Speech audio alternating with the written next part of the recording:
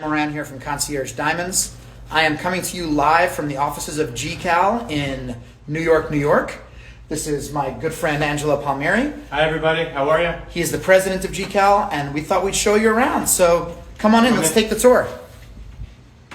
So front office here is where they drop off windows where people can submit stones for grading. I'm Pam. Hi Pam. Pam is one of the founders of GCAL 24 years ago. That's right. Well, how many more years till parole, Pam? I'm in WITSEC right now, so here's kind of the start of the process. Have some administrative functions here. Here's where stones really start, where we're measuring, weighing the diamonds. We're using our gem print technology to fingerprint and identify diamonds. So actually this is, you can see here, we're about to gem print a diamond here on the screen. Gem print is unique positive identification of the diamond. So that's actually the laser fingerprint pattern of this stone. And actually, Dan, one of the really interesting things about gem print is that we can see the cut quality of a stone based on the gem print. We can tell the shape and really how well it's returning light.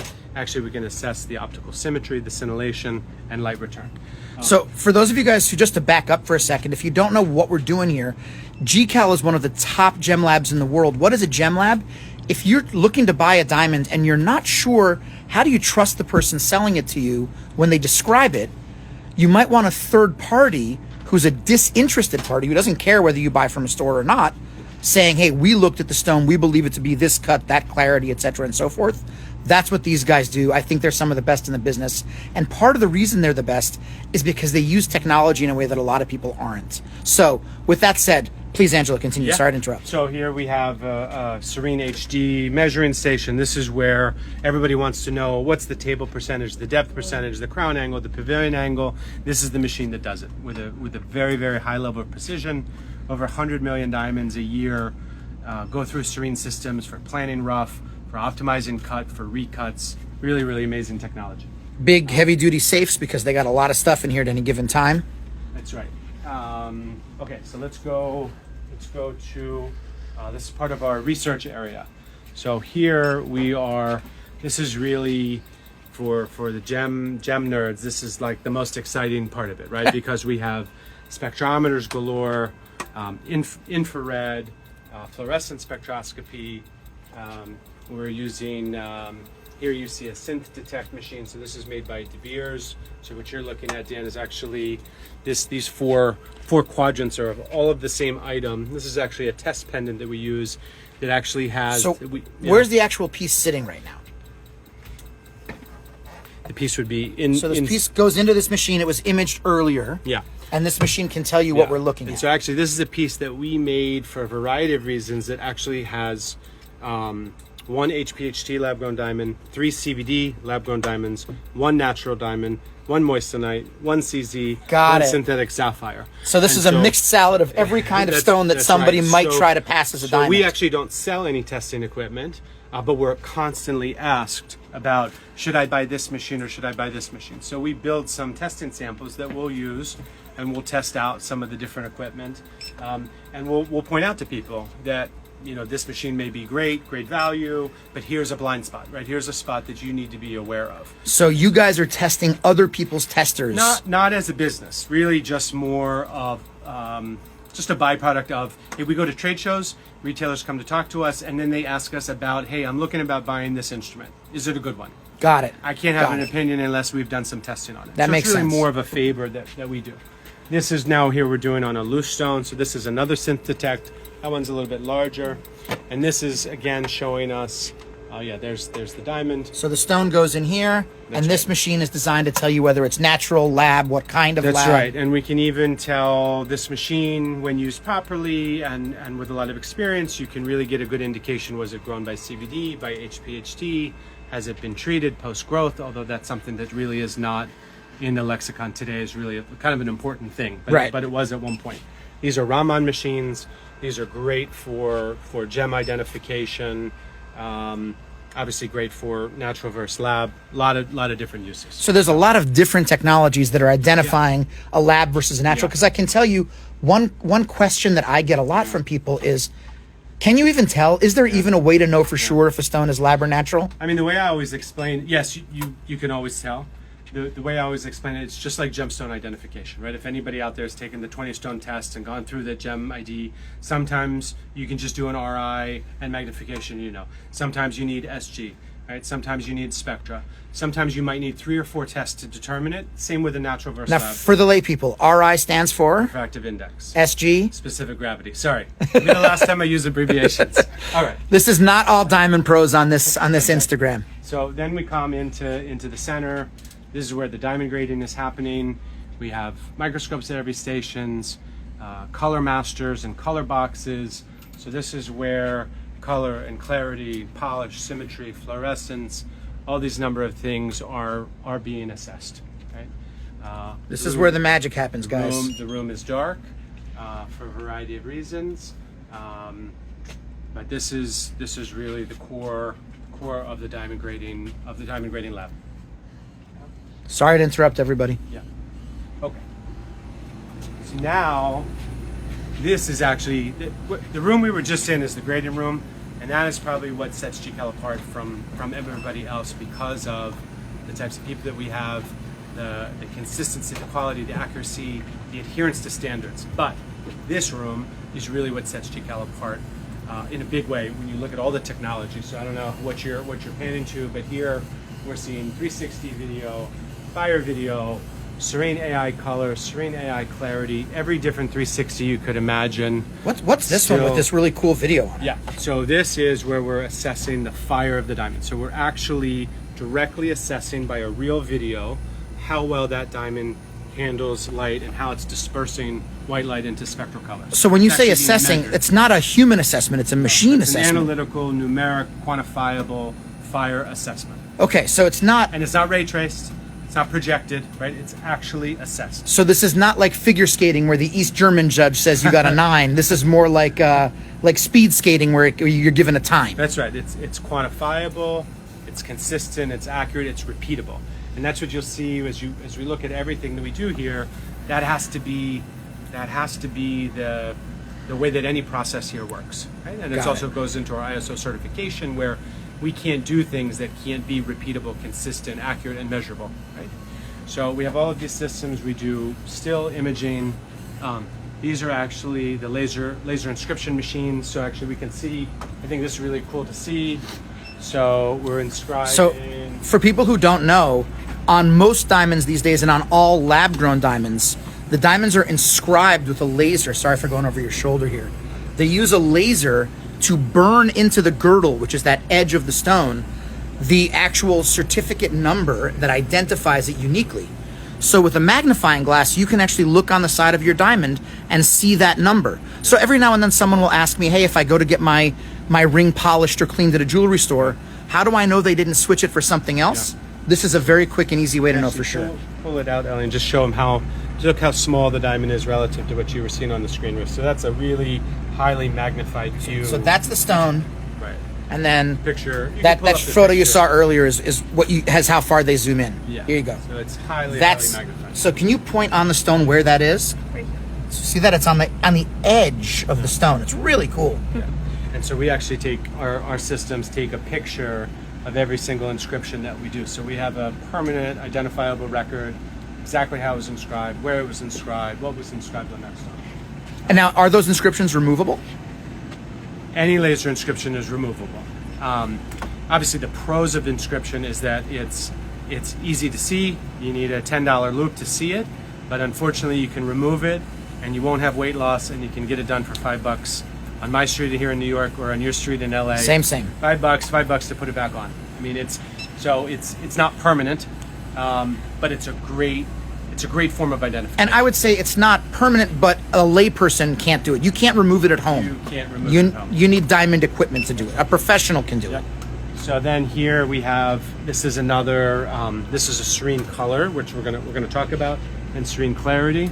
And actually you can see in here, so this is the way, and I think it's something we'll talk about in our conversation today, but we're now, with our partnership with Serene, we're incorporating this AI color and AI clarity technology into our grading process. So you have AI grading diamonds for color and clarity in addition to human beings. In addition to the humans. All right, we got to come back and talk about that.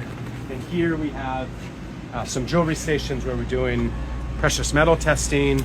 So this is XRF. So as you're about to do XRF stands for? X-ray fluorescence. Yep, sorry, X-ray fluorescence. So here we're weighing the item, and then Suze, can you run a scan on one so we can see? Yeah, actually, let's just run that again. I can run the next. But just you have a let's. All right, So you want to focus in on that bottom screen. So this ring goes in here, and then And you're going to see the elemental composition of this ring is going to be determined in about 3-4 seconds. And so every item of jewelry that comes to the GCAL lab is tested for its metal fineness. so not just how much of it is gold, but what are all the other things that are in it? Because we have clients that don't want lead, that don't want cadmium, that want nickel-free white gold, that can't have sterling silver with any kind of nickel plate. There's a lot of different requirements that different customers have, so we're able to test for that. And then this is we just looked at laser inscription for diamonds. This is laser inscription for metal. Okay.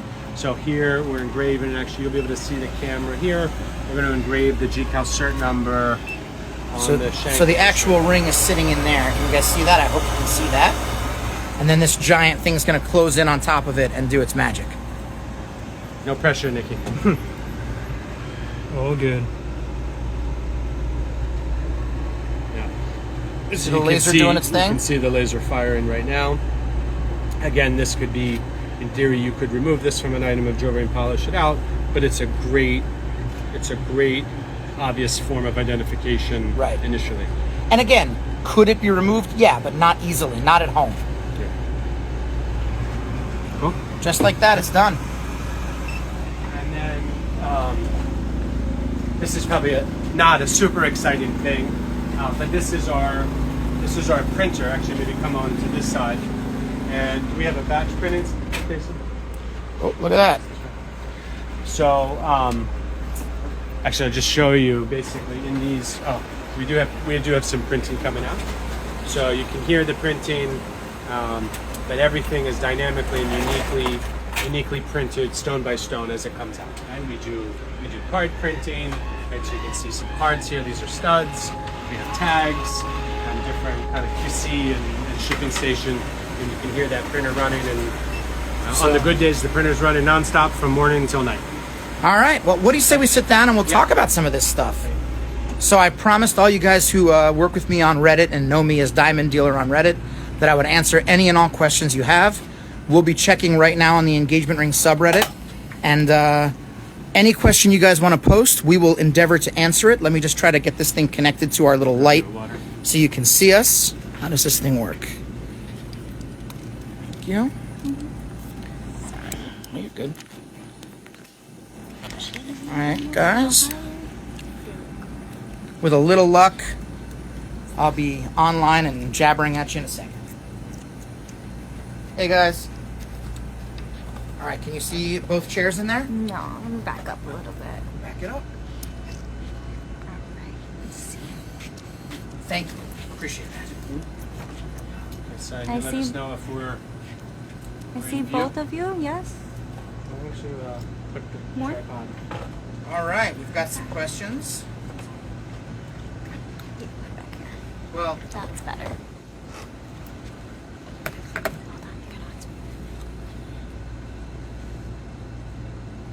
all right. You have some food up. You want Eric to? So I've got some questions here. There were a few that were asked in advance, and then Eric, you can shoot with whatever we haven't seen yet. First, I'm excited to see somebody's already been shadow banned for apparently saying something you're not allowed to say on Reddit, which generally, for anybody wondering why somebody gets banned that way, it's the internet. People say crazy stuff. Probably somebody said something illegal, and they got banned.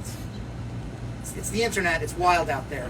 But let's go for some questions. Eric, would you mind reading so that I don't have to stare at the screen? No worries. All right, well, we'll take it from the top and work our way down. Absolutely. Okay.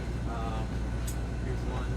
Hey, cut is always lauded as the top thing to look for in a diamond. What is a good way to know that an excellent cut is really excellent? I see someone already mentioned ideal scope. But All right. You'll have more chocolate. So that question is from Wedding Dress for Sale. First of all, thank you for coming on and asking a question. So how do you know that an excellent cut's actually excellent as opposed to just All right. Angelo, you want to take a first shot at this? Yeah, look, I think, of course, every lab, most labs today issue cut grades as a signal of how that stone should perform. I think at GCAL we've always viewed it very differently, which is why we've offered a cut grade for every shape for 16 years. It's because we actually directly assess it. Now, I want to stop because GIA doesn't do that, right? No, GIA offers a cut grade on rounds, but not on fancies. All right. So- Are there other labs that offer cut grades on fancies? There was one other lab that announced they were going to do it. I've yet to see a report that actually has it. So far, GIA, IGI rounds only. I mean, IGI has announced that they have a fancy shape cut grade. I've never criteria. seen one. I've never seen one either. Okay. So you guys are the only ones actually we're printing these out and sending them. the only one that's consistently issuing them. And some people don't like it, right? Yep. On fancy shapes, a lot of times people will prefer not to have it because fancy shapes have not been paid attention to the way that rounds have. And they come in all shapes and sizes, all different forms. So I think for us, our biggest thing is that we directly assess the light performance of every stone that comes in the lab, which allows us to issue a cut grade on any shape. So even if we haven't seen a trapezoid modified brilliant come in, we still can measure the brilliance, we can measure the fire, we can measure the scintillation. And after all, a cut grade is meant to tell you, hey Dan, this diamond should perform at this high level. Right. We didn't actually measure it, but based on a set of criteria, we think it should perform this way. And by perform, you mean basically sparkling, right? Light performance. Yeah. And so because we actually measure it, we feel comfortable issuing a cut grade on any shaped diamond that comes in the lab. So that's how we would do it, right? That's how I would know, is this diamond, does it have the light return that I'm looking for? So from your perspective, the way to tell an excellent cut stone's actually excellent is to measure the light performance directly. Yep. Okay, so what do you think about Ideal Scope? I'll let you answer, and then I have my own thoughts on Ideal Scope. Look, I think that when it comes down to it, and you think about the different light performance systems that exist in our industry, going back to the Fire Scope from way back, the Ideal Scope, the Asset from AGS, well, we do optical symmetry, optical brilliance. At the end of the day, it all kind of derives from the same place, right? It's all essentially a structured lighting environment, right? With certain colors that you're taking the diamonds in the diamond's environment. So when you look at the Ideal Scope on a round stone, does it show you the symmetry of the stone, basically, the craftsmanship? It does. Does it show you some of the leakage? It does. Do I think that there's a number of shortfalls with it? I do, but I also think it's a great tool, and it's handheld, it's cost effective, so I think it's a good tool. I think there's better. I think what we do is better, but I think it's not a bad starting place. I think the other biggest problem that I see with Ideal Scope is when people, you're familiar with it, it's like a $20 item, people will ray trace it now. And so now you're missing out on a lot of stuff inside that stone that could actually impact the light performance. So when you're actually theorizing what the Ideal Scope should look like, I think that becomes even less relevant. Yeah, I think the challenge with Ideal Scope is it's not that it's not a good tool, it's not that it doesn't give information, but I think there's a certain subset of diamond enthusiasts, let's say, who over-rely on tools like that, who tend to treat it like it's grading a test and your stone's either right or wrong, and they lose sight of the bigger picture of the stone sometimes by saying, well, in this controlled lighting environment, this stone looks better than that one, and therefore this must be a sparklier stone. But those aren't the lighting environments you have in real life. So what you guys are doing with actual light performance and measurement of the stone much more directly correlates to light that exists here on planet Earth as opposed to that Ideal Scope. And I think that's a really important point is obviously if we're at a dinner party or at an event, nobody's going to have a small little red cone to stick on your diamond to see how good it is, right? That's not the environment. What I would say, its use and technology we have that I think is better. I think what's nice about it is it allows you to compare two stones in a consistent manner, right? In some other way. So, hey, I want to see. I have two natural diamonds of GI report that basically shows me nothing at cut quality, and it can tell me a little bit more about, hey, the craftsmanship of this one is slightly better than this one. It may still not be the decider or the reason I buy that stone, but it helps to give a little bit additional information. Right. So, wedding dress for sale, I hope that answered the question. I think Ideal Scope has its place. Yep. I don't think it's all of it. How can you tell if an excellent cut stone is actually excellent? The science way is to measure the light performance. But I will also qualify that by saying, trust your own eyes. Don't let anybody, not a salesman, not me, not even GCAL, tell you what you're supposed Not to like. GCAL? Not anybody. GCAL. If you like a stone, even if the grade says it's garbage, then you like it. And if you hate it, even if they say it's the best stone they've ever seen, you hate it. And that's okay, And right? I think to that point, I mean, think about the length and width ovals that you've sold over your career. Right. Right. I have people who love long ovals and people who love rounded ovals. Neither one of them is wrong, right? So By the way, I'm being a little loud on purpose. If you guys can't hear us, please comment away on Instagram and we'll try to speak up. We've got these mics, but we're not 100% trusting them. So if I'm too loud, tell me and I'll quiet down. Eric, anything else for us? Yeah, I got another one. This is from Chud1193. He says, I'm considering buying a loose diamond for an engagement ring online, but I'm nervous about getting scammed. What sorts of things should I look for to make sure I'm safe in buying from someone? Okay, so for Chud1193, how do you know if you're safe when you buy a stone online and they're not scamming you? I'll give you my take on this, and then I'm sure that Angela will have a lot to say on the topic. My take is the first thing is, if you don't know jewelry yourself, you should know your jewelry. What I mean by that is work with somebody trusted. Do they have a reputation? Are there reviews of them online? Are there a lot of them?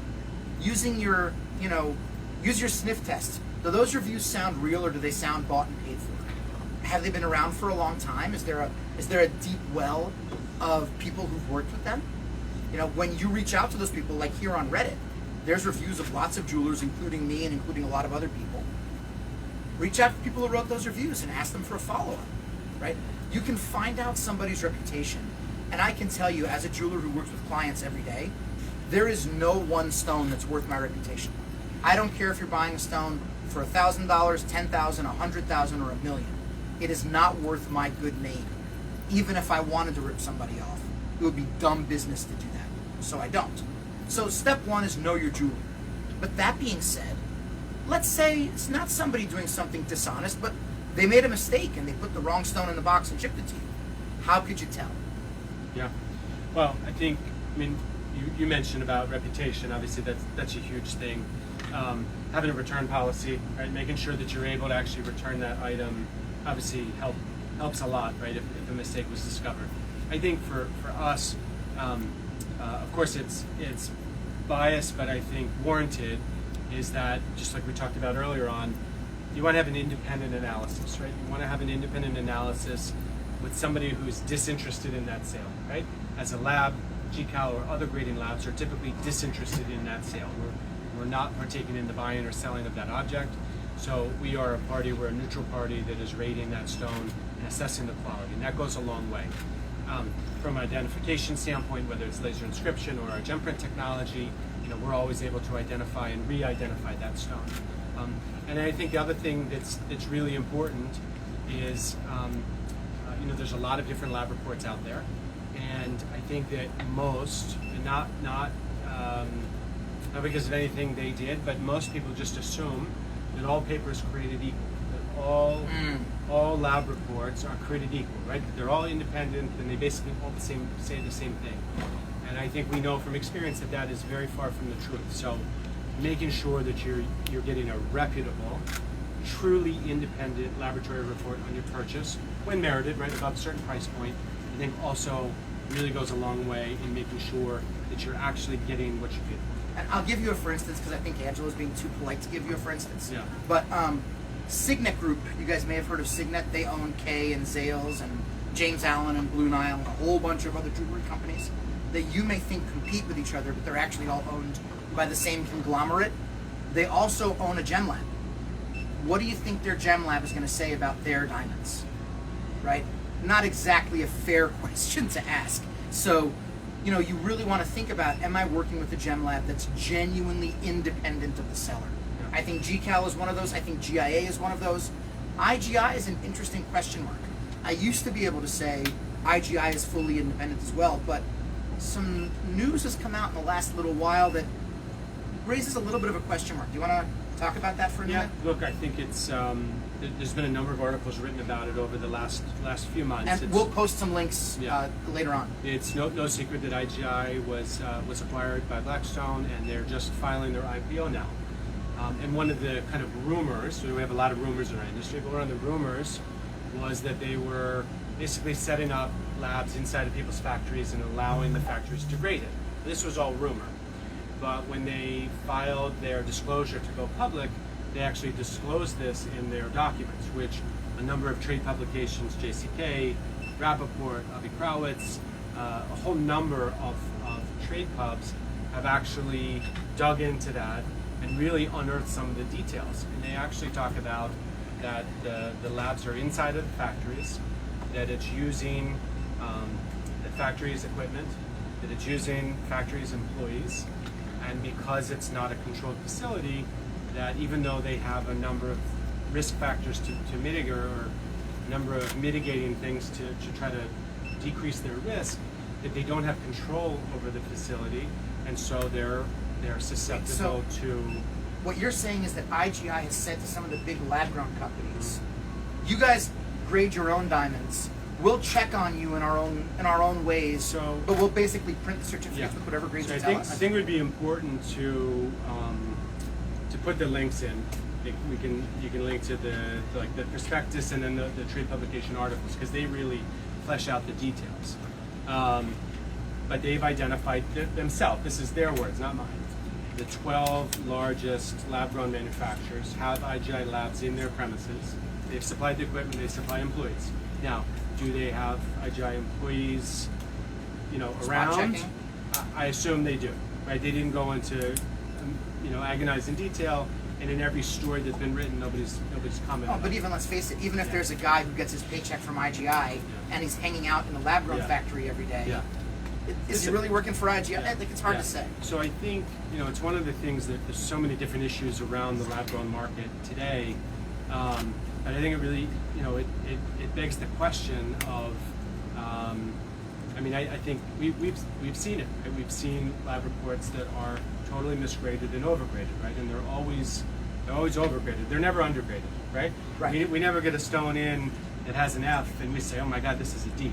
I've never seen a GIA or a GCAL come back better than IGI, right? I've never seen that ever. So listen, I think, and that's the other thing about being truly independent, right? Is that truly independent? So I think there's a big difference between lab reports, and I think people should. I know there's a lot to educate when you're buying a diamond for the first time, but honestly, the laboratory report is hugely impactful on the value, and you have to do your education about the labs as well. I mean, as you know, when you go up or down a color or clarity, you're talking about a 10 to 15% value jump. Sometimes more. Yeah. And so, depending on what that color and clarity is and what that threshold is. So whether you're talking about hundreds of dollars difference or thousands of dollars difference, there's a massive difference if you don't choose wisely. Or put another way, there's a huge financial incentive for these companies that grow lab-grown diamonds to have those diamonds be E color rather than F. Yep. If the difference to the company is 15% on every single stone, their costs are the same. So it's literally 15% more profit for the grower who's now grading their own stones in-house if they can push it up one color. So, that doesn't mean they're necessarily going to do that, but God, there's a lot of money at stake. Let me ask you a question. You said these 12 biggest producers have mobile labs. Estimation. What percentage of all the lab-grown diamonds coming into the market are grown by those 12 companies? Is it 10%? Is it half? Is it? I'm gonna caveat that I truly don't know. None of us can know for sure. But I would say here's what I do know. I would say that it's in excess of 200,000 stones a month. Yeah. So you're talking about several million stones. Yeah. I've know heard the estimates total as high size. as 95% of all stones, all lab growns are grown by those big 12. Yeah. Maybe it's 85, but it's not 10%. It's not 20. It's the majority, right? So and by the way, when you also see that the majority of all lab-grown diamonds are IGI certified, the other big reason why that's true, IGI is just cheaper. What does a GCAL certificate cost for, say, a 2-carat diamond? I mean, it depends, but let's just say on average that's an $80 or $90 certificate. Right. You know what IGI charges? I know because I've talked to somebody who has a mobile lab in his factory. They charge $6. Why? They didn't do any work. They just put their name on it. So that's a big motivator, right? As the prices of lab grown have continued to fall. It's a huge motivator. And it's impossible to compete against. Right. Basically, IGI has become a company that sometimes is licensing their brand rather than actually doing the lab work. Right? They're letting manufacturers do the lab work, so it doesn't cost them anything, so they can give the report away for a lot less. And as the prices of lab growns continue to fall, the price of the certificate as a percentage becomes larger. So it might be not economically feasible or not as attractive for companies to send their stones to GCAL or GIA just because the certificates cost money. All right, so moving on to the next question. I hope that helped you, Chud 1193. How do you avoid getting scammed? Work with somebody you know and trust, and have a report that you can trust. I also got a comment here sent to me that they can hear us, but they're having trouble hearing Eric. Oh. So I'll shout out the questions. Intelligent Big 7093 asks, I've heard lab-grown diamonds are getting harder to tell apart from natural diamonds. Is this true? How can I be sure I'm getting what I paid for? So let's start with the obvious thing. Yeah, it's super important that you be able to know for sure. And I can tell you that 5-6 years ago, as somebody who's looked at a lot of diamonds, I could, for the most part, just look at a stone and say, oh, that's lab, oh, that's natural. You could do that because it's tint. Yeah, I could see brownish or pinkish or greenish or grayish or something weird. Sometimes, I've looked at enough stones in my life that even if I couldn't put my finger on it, it just didn't quite look right. Today, I can tell you, for high-quality lab-grown diamonds, for the good stuff, never mind you can't tell, I can't tell. And I do this for a living, right? With your naked eye, nobody can tell. But this stuff can tell. You want to get into that for a minute? Yeah, listen, I mean, there's no question that early on you would see metallic inclusions, and we knew that was an HPHT stone. You saw a stone with a brownish or a grayish tint, you knew that was a CVD. Today, there's no question that quality has improved significantly. Massive. To where it is harder. Do I believe my graders, when they're looking at stone in a microscope, there's a lot of telltale types of inclusions that are only exist in one category or the other? But are there definitely times that we get stones in that are extremely challenging, and why we have so many different pieces of equipment? There definitely are. And there are times that it is very, very difficult to tell, is this a natural, is this a lab grown? I think the other really fascinating thing that it's kind of a byproduct of the lab grown entrance is that every lab now has to test Melly, and jewelry company has to test Melly. So for those of you who don't know, Melly is the little tiny stones that you might see in diamond I pavé. did it again. Yeah. No, that's fair. That was okay. All right. The little stones that you see on rings would be called Melly as opposed to center stones. But up until, let's say, 2014 or 2015, laboratories focused on center stones, GCAL included. Yeah, companies did jewelry certification, but it didn't have the same level of importance that it does today. But now every laboratory is testing and certifying and screening jewelry by the bucket loads, right? And you're now getting 30, 50, 70, 90 Melly in each piece of jewelry.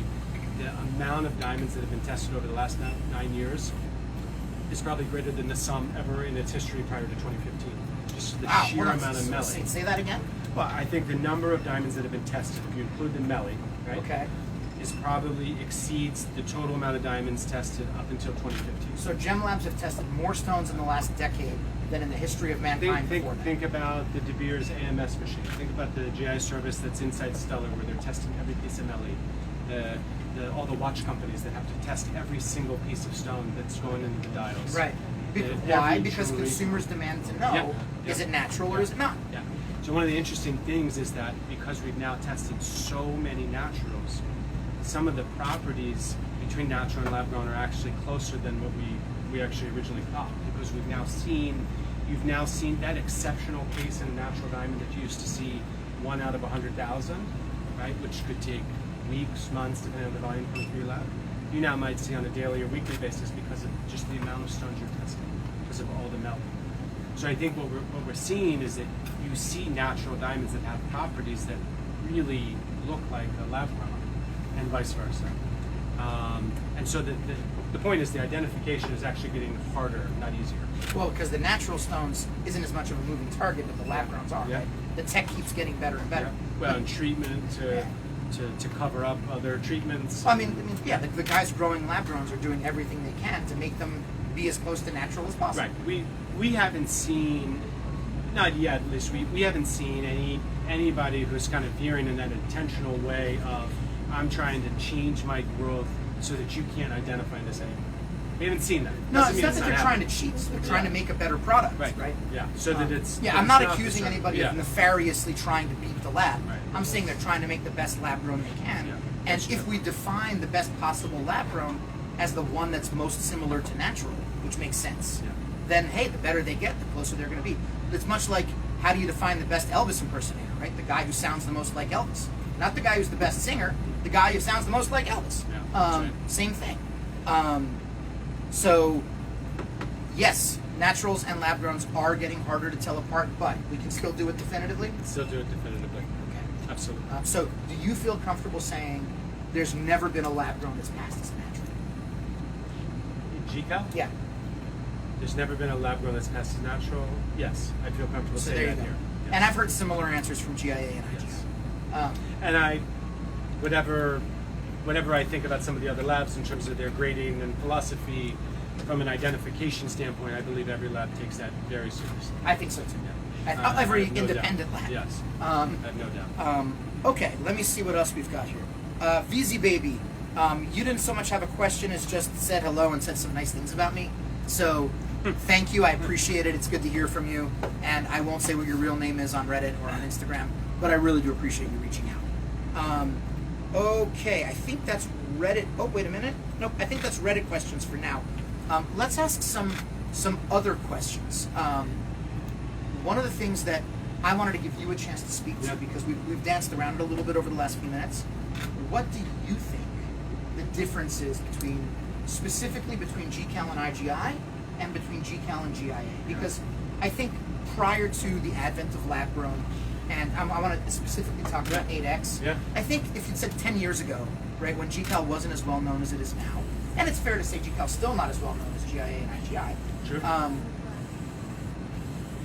10 years ago, you'd say, okay, well, GCAL, where GIA is the industry standard, they're the gold standard.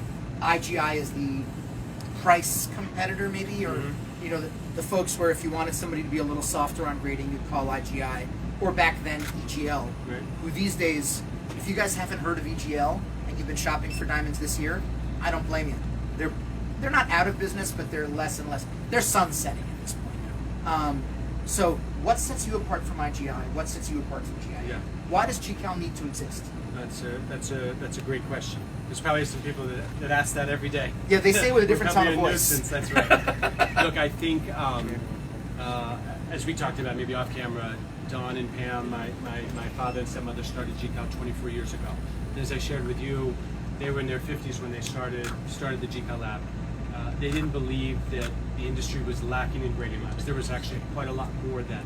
What they believed was that they saw all the gains that the labs played. And they said, we're going to set out to create a lab that does it right, that grades accurately, that grades consistently, and it can stay in business, right? That can actually have a viable business. So I think 24 years later, whether we're as large or as well known as some of the other labs, we're not. But I think we've shown that you don't have to compromise your integrity to run a successful lab. So that's really how GCAL was founded. When we talk about what sets us apart from the other labs, I think it's just a lot of simple things.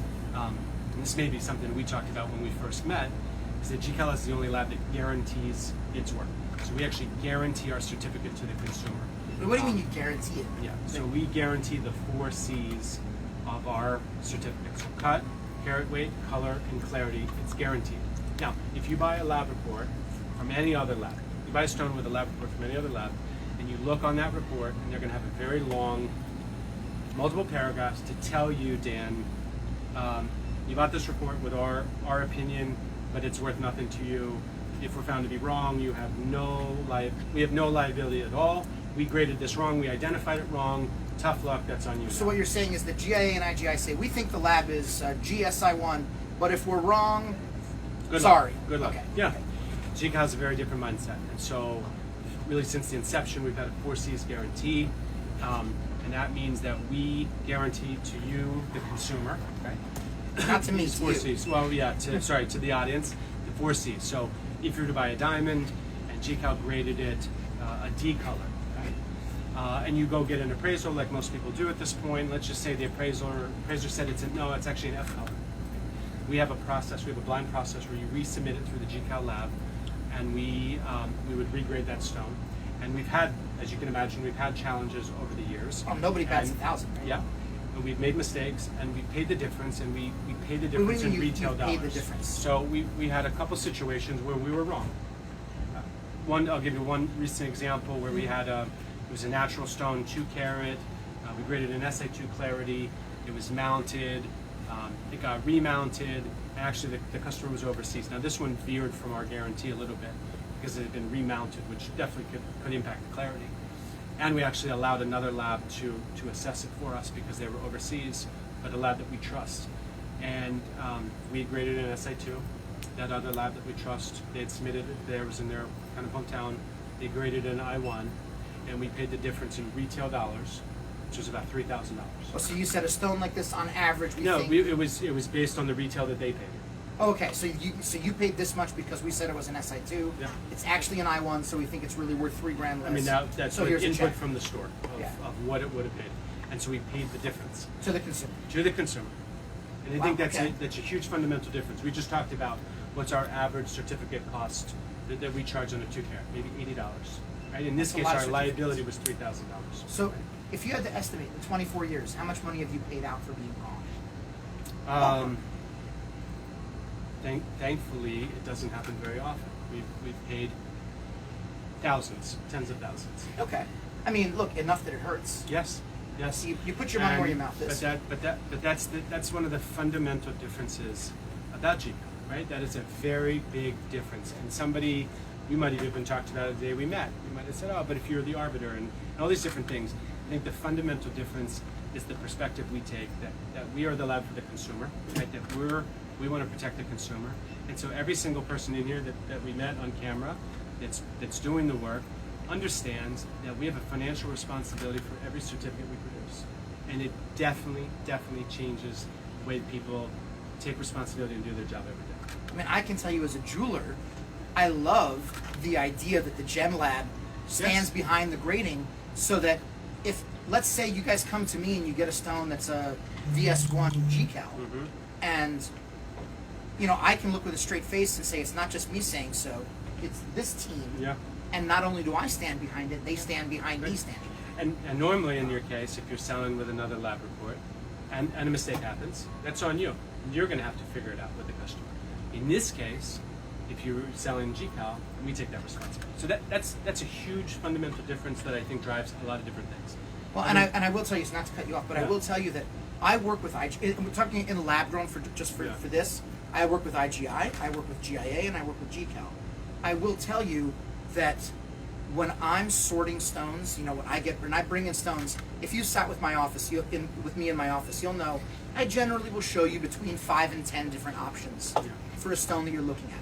So for me to show you 10 stones, I look at between 80 and 100 to pick them, and I will tell you 8 out of 10 IGIs I reject. Not necessarily because I think the grades are wrong, but because I think the grades are soft, or because I think there are defects that didn't show up in the report, you know, strain lines and striations or haziness or overtone. So 8 out of 10 IGIs don't make the cut for me. I would say pretty rare with GIA, you know, 1 in 20 I disagree with the grading, maybe not even, maybe 1 in 30 I disagree with the grading. I'm not saying this just to blow smoke. I've never looked at a GCAL and said, this grading is BS. That hasn't happened. It could happen tomorrow, but it's never happened yet. And I tell you, the obviously, thank you. I love to hear that, and the team will love to hear that. And that's our goal every day, right? And that's with a guarantee, we have to do that every day.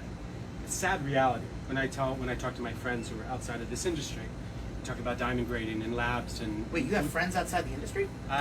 Yeah, there's a couple. Teach I me. have a couple. and we'll talk about business, and they're in finance, they're in whatever they're in, and we'll talk about it, and we'll talk about our products and our services and price, and I'm kind of building this up and talking about GCAL. They say, wow, you guys must dominate. And I say, actually, the sad reality is that being good at what you do as a Diamond Lab is actually a negative for us, because people want soft grading, people want over grading, they want an edge. What people? Most, Not consumers. no, people in the business. Right. Yes. Okay. And the only people that don't know is the consumer. Right. The ones that need to know are the ones that don't. And I got to tell you, Yeah. it's a little bit of a problem for me too. Yeah. And not because I want soft grading, Yeah. but because my job of sorting the stones that are awesome from the stones that aren't, that's why I have a job. That's my career, right? If Well, you're proof then that the labs aren't doing the job. The last thing I want to do is tell the consumer, hey, just buy a GCAL, you don't need my help anymore. Right? That's but a problem. You can definitely buy a GCAL. Okay, I'm going to cut this off. No, but you know what I'm saying. It's Yeah. been my job to sort out the legit stones from the not so legit stones, because there hasn't been a lab that does the whole job. And I think what you guys have come up with 8X is the closest to doing the whole job that I've seen. Yeah. I want you to take 2 minutes and talk about 8X, and then we have some more questions. Okay, good. So 8X was a product that we conceptualized and created about 3.5 years ago. And actually it came from a personal experience. Probably not dissimilar from what happens in your life.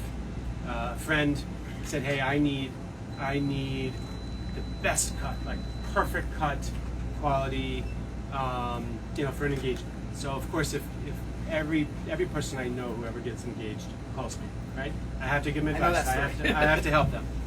And so I tried to help them find that, and for me at least, it was couldn't find it. There was no way of finding that stone that was accurately graded, right, and truly precision, super ideal type cut. In any case, in 2021 we launched 8X for round, and 8X is definitely the most comprehensive, performance-based, stringent, metric approach to cut grading. So we're looking at, not surprisingly, 8 factors. Polish, symmetry, proportions. That's basically what every lab does. Although So the GIA triple X would be polish, symmetry, proportions. Right, but our proportions are like this versus triple X. Okay. Right, so even that third X, which you get at another lab, it's tiny, tiny, tiny, very restrictive in 8X. So it's a smaller bullseye. Smaller bullseye. Then you have brilliance, fire, scintillation, optical symmetry, hearts and arrows, and round. Hold on. Say that again slower. Okay. Brilliance, Fire, fire, scintillation, okay? optical symmetry, hearts and arrows. Okay. That's your 8. Fire versus scintillation, what's the difference? So, great question. Fire is basically dispersion, so it's the diamond's ability to break white light into spectral colors. Right? So that's that rainbow. That flash of colored light you see, which is really great. Scintillation is basically about a diamond in motion, right? So you're at the party, you're looking at the diamond, and of course you're going to wiggle that hand, and that sparkle, that's that scintillation that you see. That's that sparkle of white light. So fire is rainbow, scintillation is disco. White light. Optical symmetry, and then hearts and arrows. Now for rounds, we're using hearts and arrows. For fancy shapes, we actually have the 8th X, it's called shape aesthetics.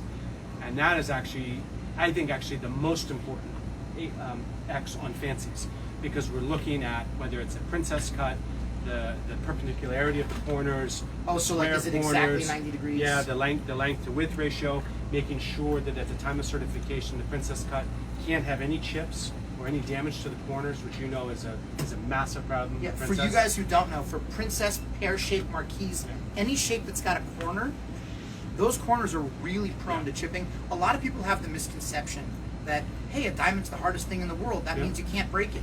Let me disabuse you of that right now. It means you can't scratch it. Exactly. You hit it with a hammer, you'll break it just fine. And when you put a metal prong on a piece of jewelry and then thump that jewelry against the desk 150 million times, that's basically what you're doing. Right? So, sorry. Yeah. So that was about princess. When we think about, let's say, a marquee, we're going to have certain length to width ratios. A lot of the different angles are really restrictive. And then bow tie. We're actually doing a bow tie assessment on marquee, on oval, on pear, to ensure a minimal bow tie that we're measuring through machine vision through our equipment. Okay, I'm going to give you a chance to do a shameless plug because I'm going to come to your questions in a second because I see them coming in. But I know that there are vendors in the market Yeah. who have their own definition of super ideal. Brian Gavin, Victor Canero, Yeah. White Flash, Jean Paul. Yeah. Who am I forgetting? There's others. There's others. Affinity. There's a bunch of them. Why is an 8X different than a Brian Gavin Black or a? Yeah. What's the difference? Well, I can tell you. You mentioned John Paul. John Paul is a client of GCAL, so just about every one of their diamonds comes through our lab for an 8X type certification. So I think they cut incredible stones. Look, I don't see Brian Gavin Black, White Flash, or Cut Above. I don't see those stones come through our lab every day. So I don't know exactly, and I also don't know if they transparently describe the proportion sets and angles and everything that they do, or their exact metric system of what qualifies and what doesn't. Right? From what I've seen on their websites, the image qualities, things look superbly cut. Right? There's no question They look about really it. nice. Yeah, they look amazing. I think with 8X it's a little bit different because it's an independent third-party standard that we've created, that we've open sourced. Anybody in the industry can use it.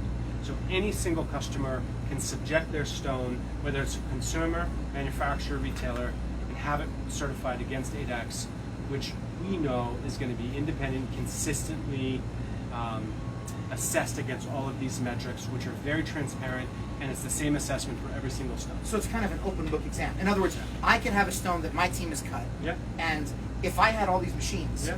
I could stick it in the machine and know with certainty what grade I would get Yeah. before I sent it. Absolutely, and we have services that we do for manufacturers that really make the process much easier. So I think, I think the biggest difference with 8X versus some of these other brands is that it's being done by an independent third party in GCAL. Right. We don't have a relationship with the seller, right? It's not our diamonds that we're selling, that we're showing you. I'm showing you the pictures of diamonds I'm trying to sell you. And I think that independence That's the big difference. matters. You're right. So it's a little bit like IGI, right? Not letting them grade their own homework. Yeah, listen, I think independence matters, consistency matters, right? We, as part of our ISO accreditation, which we haven't talked about, every single machine that we have in here, all the machines you saw, have to be validated and verified every morning with master diamonds before they can be put to use. So that means You're brilliance. checking every machine every morning? Yeah. Now, something like laser inscription isn't a quantifiable test, but we are going to run it on a test stone before we fire on a live customer stone to make sure we have a sample diamonds that we test, make sure it's firing correctly. But for example, when we're measuring brilliance, every morning it needs to be measured against a master diamond to make sure it's reading the same percentage within a tolerance. Same with our HD machine, right? For our Serene HD, when we're measuring, we have to make sure the table and the depth and the mid and max diameter are within that same range of that same diamond every single day. Otherwise, every result could be called into question. So I think that's another important thing. Like, we know that for the last 16 years that we've been ISO accredited and verified everything daily, that I know even though I've changed, we went from a Serene Dimension to Serene HD, but I know that's still measuring table the same way it did. Now, Because it's giving the same result on a that's known right. stone. It's a much smaller tolerance, right? Like as the accuracy improves, our deviations can tighten in terms of what's allowable. But I know that we're consistently measuring the same way we did 10, 12 years ago, right? When we had that same piece of equipment. All right, fair answer. I appreciate it. All right, let me get to some Yeah. questions. Big Wax had a bunch of questions. I'll try to go one by one. Thank you for tuning in. I remember you used to be on Reddit a lot more years back. It's good to see you back. Grading reports seem to be all over the place in lab grown, making it harder to trust what's written. We have diamonds graded colorless that are actually blue or gray or brown. Hearts and arrows written on reports where the diamonds sure don't look hearts and arrows. Do you think this is a result of the different qualities of lab grown, or is there things like IGI mobile going on that play a role, or do you think it's a little bit of both? I'll speak for myself. I think it's a few things. One is, look, I'm not here to accuse IGI of shenanigans. I don't know how they're policing the mobile labs, but something about it I don't love. It makes me uncomfortable. I also think part of it is just the volume of lab-grown diamonds being created has grown so fast that it's almost impossible to keep up with it. It's a little bit like an arms race. The technology for grading diamonds largely hasn't kept up with the technology for making them. And so there's this constant struggle of, hey, the techniques are getting better and better, and some of this stuff is getting harder and harder to tell. And at the same time, we're dumping more and more stones on the lab every day. And it's not an easy thing for them to manage. So I think that's part of it. I think in natural, the expectation is different. And what I mean is in terms of turnaround, in terms of, you know, if you send a $100,000 natural diamond to GIA, you're not calling them the next day saying, "Where is it?" You're saying, "Okay, get it right." Yeah. In lab grown, I know that the labs feel a lot of pressure of like, prices are falling. If you take a month to grade my stones, by the time I get them back, they're worth less than when I started. I need them right now. I've heard that before. Right? Yeah. So, it's true. I think that's part of it. I think there's been a lowering of the bar among the gem labs over the years, like a movement of the standard, and I think that's yes, and I think that's why you guys started to exist in the first place. Yeah. That's my perspective as somebody who doesn't work at a gem lab. Feel free No, I would echo the same stuff, and I think I can't say the exact question. I mean, I heard some of the gist of it. I think that you know, when we think about, I'll just pick on stock images for a second, where we talked about hearts and arrows being on the report, but the stone's actually not hearts and arrows. I mean, you walked through here, you know, 20 minutes ago, and you see all the different tech we have. We could easily use a scanner and ray trace a bunch of images and get rid of all. What's this ray equipment. tracing for the benefit of? So when we use, let's say, a Serene HD, and we can measure, basically create a 3D model of the stone. Okay. Using advanced software, you can ray trace and say, hypothetically, mathematically, based on these angles, this is the path of light, right? And this is the way the light would return. And this is the way that the light, in theory, should spread out. So a lot of companies are using, take GIA with the asset. That asset that you see on some of the digital reports today, it's ray trace. It's not an actual image. Right. Right?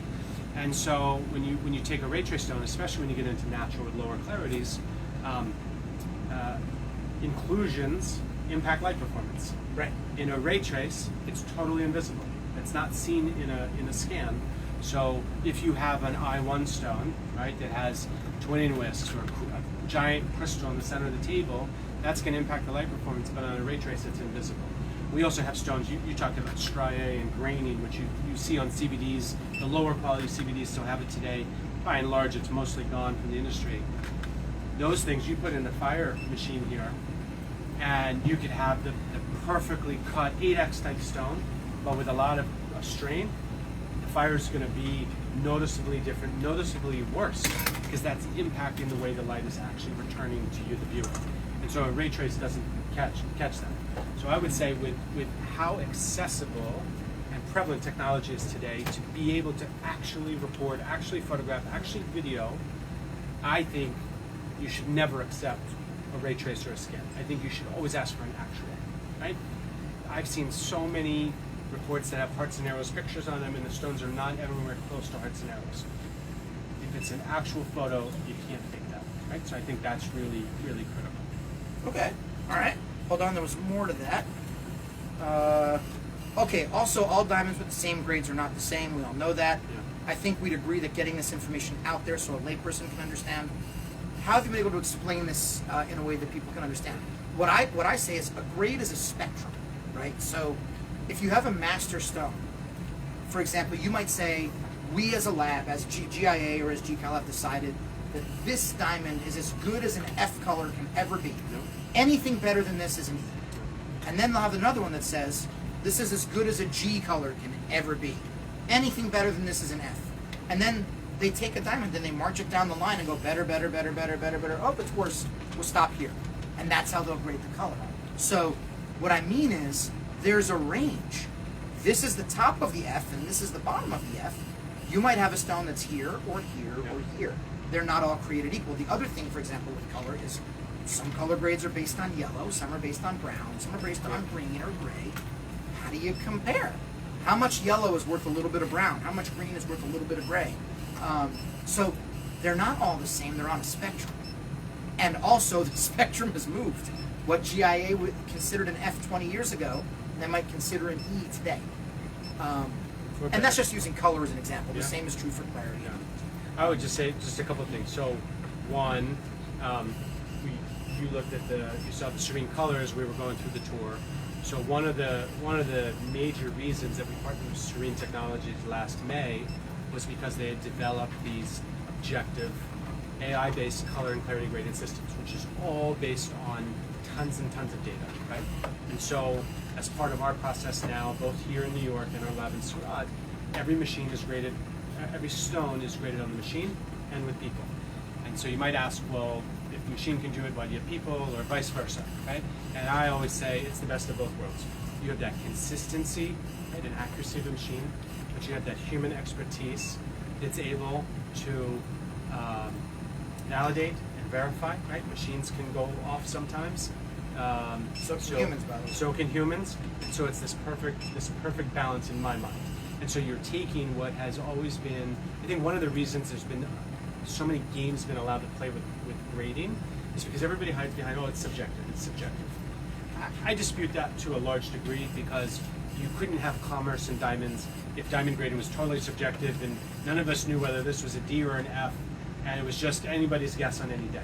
Of course, that's not the case, right? There are borderline zones. But I think what we're doing now with the help of Serene is taking now the last two things that were subjective, we always talk about as a combination of science and art, diamond grading, and making them objective with the use of instruments. How often do the people on the machines disagree? So we monitor that all the time. And as we have shapes that are totally finalized where we feel very, very confident in the machines, we typically can't release until we're 90% plus agreement. But in the last batch of kind of results that we audited, it was a 95% match between machinist first grader, gemologist a second grader. And what do you do when they disagree? Then it goes to a third human. Oh, so Third grader. If Bob the human and the machine disagree, then it goes to Sally the human, Yeah. who decides. Got it. Okay. Okay. One more question. This is for you, Angelo. I'm just going to read it word for word so I don't screw this up. GCAL and Serene have long been a staple in the diamond industry and in the 585th building. We've known you do great work, and many of us are excited about 8X. It's a report I believe benefits the consumer in ways traditional reports never will. How do we get the industry to adopt these reports as the go-to? I think it would be beneficial for you to tell us about the reports, the thought process, and what makes them special. So we've talked about it a little bit. Yeah. How How do we encourage adoption, I guess, is the question we haven't answered yet. Oh boy, that's a great question. Look, I think when we think about the industry, Dan, and we're in different parts of the industry. A little bit. It's always chicken and egg, in almost in any conversation, which is when we talk to retailers about 8X and about adopting it and carrying it as a portion of their inventory, they always say, well, when consumers ask me for it, then I would love to have it because I think it's a great product. And so really the answer is consumers have to ask for it. And it's our job to spread the word for them to get there. However, understanding how vast the marketplace is and how small we are relative to that marketplace, we have to rely upon jewelers who understand and appreciate the value of it and introduce their customers. After all, I mean, people come to you because you're their trusted expert. You're their trusted advisor. try to be. Okay? And you have a lot of influence on people in terms of what they buy. They're going to come in with, Dan, this is what I'm thinking. You're going to say, yeah, that's great, but did you consider this, or this, or this, or have you thought about this? And you have a lot of, jewelers in general have a lot of influence over their customers. I mean, yeah, they come to us because look, a diamond's a commodity. You can buy it lots of places. People come to work with me or whoever you're going to work with because you value their opinion, right? That's the whole point. Yeah. So I think it's a combination. Of course, if consumers are asking for 8X, every retailer would sell it.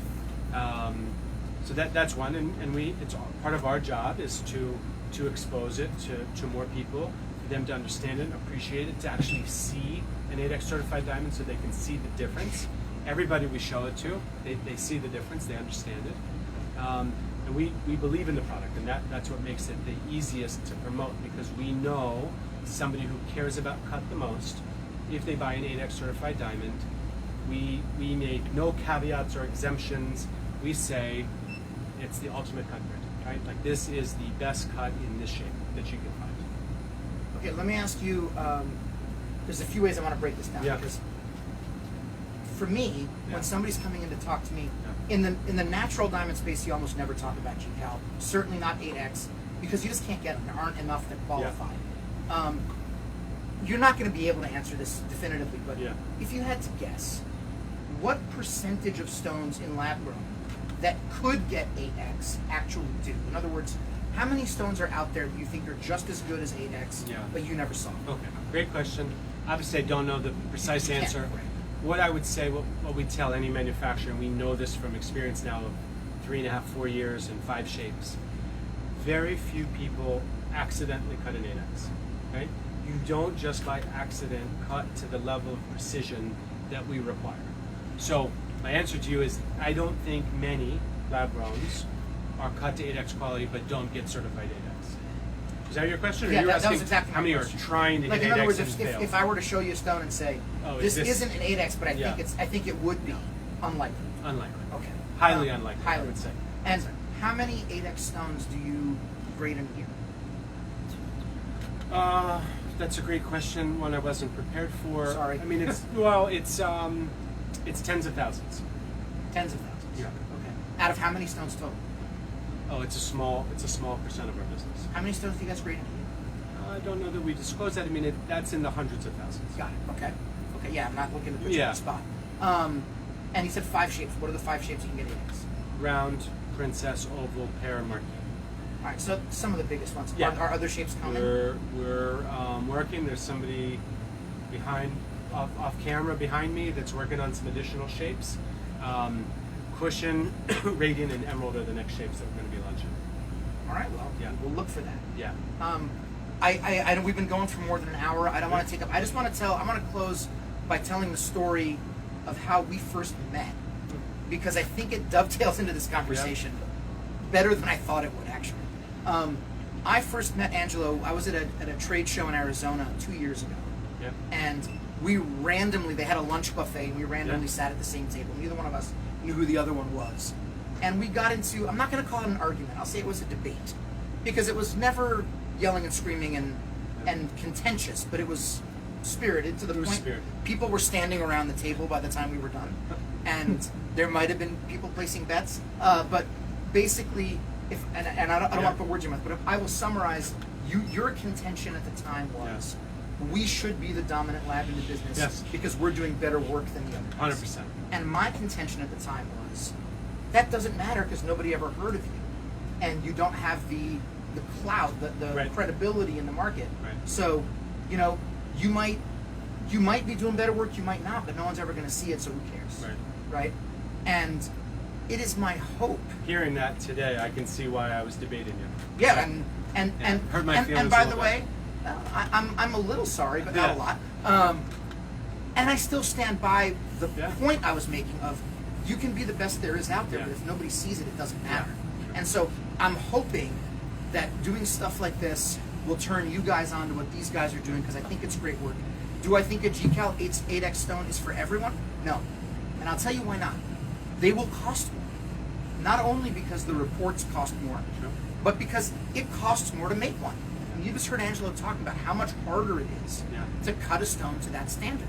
We hear different statistics from people, but some people say it takes twice as long, 3 times as long, 4 times as long, 5 times as long to cut. Right, it's just a So lot you more cut work. 5 regulars for one 8X, the economics in a factory are going to be very demand driven at that point. And you're only going to cut your best rough stone Right. to an 8X, because why would you bother with a subpar stone, right? Because it won't pass on fire anyway.